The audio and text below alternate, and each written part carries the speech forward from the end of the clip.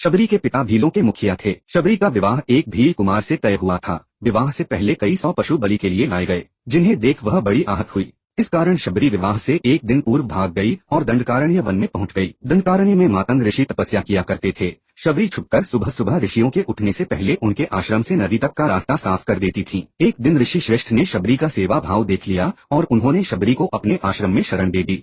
जब मातंग ऋषि का अंत समय आया तो उन्होंने शबरी से कहा कि वह आश्रम में ही भगवान राम की प्रतीक्षा करें, श्री राम जरूर आएंगे। शबरी का समय भगवान राम की प्रतीक्षा में बीतने लगा। वह अपना आश्रम एकदम साफ रखती थी। रोज राम के लिए वह एक एक बेर चखकर तोड़ती थी। सीता की खोज करते हुए श्री राम शबरी के आश्रम पहुंच गए। उस समय तक वह वृद्ध हो चली थी, लेकिन उसने श्री राम का खुशी से स्वागत किया और अपने तोड़े हुए मीठे बेर राम को दिए। राम ने बड़े प्रेम से वे बेर खाए और लक्ष्मण को भी खाने को कहा। कहा जाता है लक्ष्मण को जूठे बेर खाने में संकोच हो रहा था। राम का मन रखने के लिए उन्होंने बेर उठा तो लिए, लेकिन खाए नहीं और दूर हिमालय की ओर फेंक दिया। इसका परिणाम यह हुआ कि राम रावण युद्ध में जब शक्ति बाण का प्रयोग किया गया तो वे मूर्छित हो गए थे।